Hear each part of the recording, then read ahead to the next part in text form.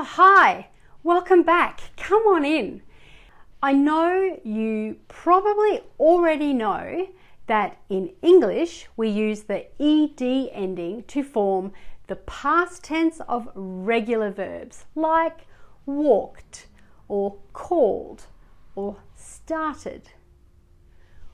Walked, t, called, d, started, id. All these words are past tense and end in ed. But did you hear the difference in how these ed endings were pronounced? What some people don't realise is that there are 3 pronunciations of the ed ending. For example, walk, walked. Here the ed ending makes a t sound. Call, called. This time it makes a d sound. So there is not a huge difference between the t sound and the d sound. But listen to this one. Start, started. What did you hear? Started.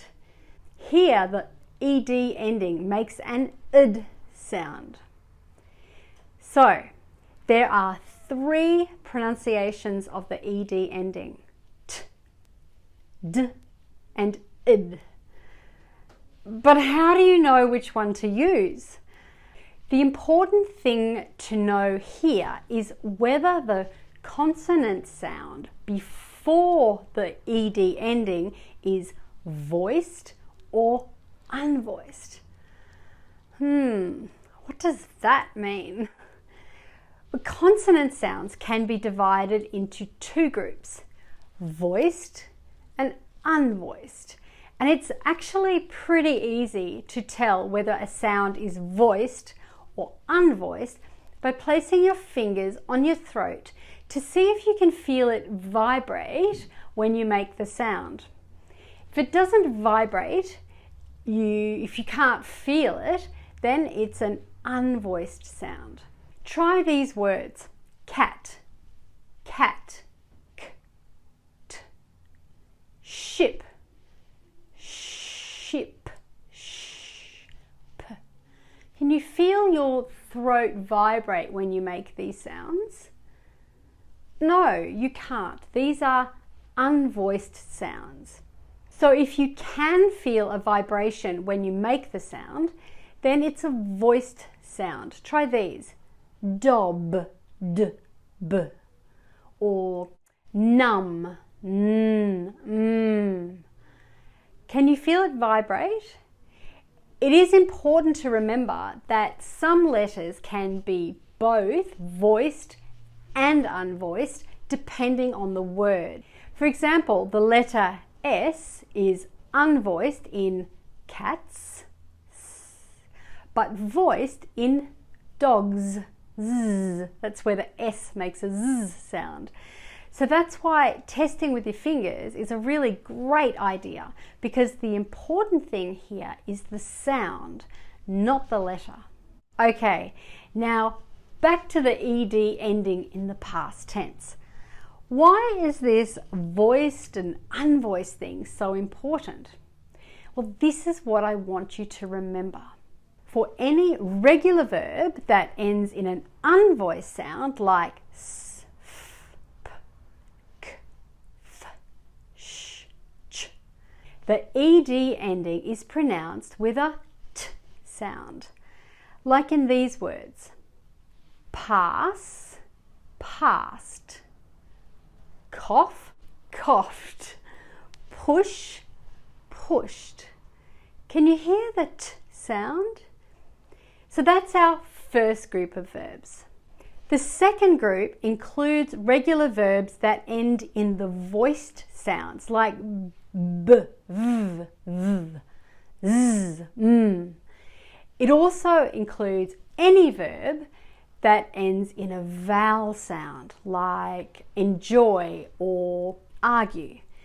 For all of these verbs, the ed ending is pronounced d. Like these: rob, robbed, call, called, argue, argued, enjoy, enjoyed. So our third group is the most important group. This includes all of the regular verbs which end in a t or a d sound. These are words like start or create, need, fade. Remember, we are looking at the sound, not the spelling of these words. It doesn't matter how they are written, it matters how they sound when you say them. Okay, so this is really important. Only verbs ending in t or d need the id sound for the ed ending, like start, started, create, created, need, needed, fade, faded. Cool, right? What you're really thinking, oh no, 3 groups of verbs. But wait, there's good news.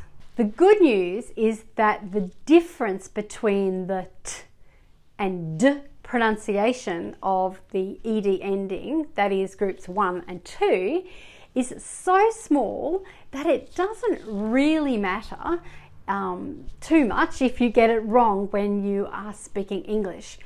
People will definitely still understand you. I mean, listen to these words: called, fetched, enjoyed.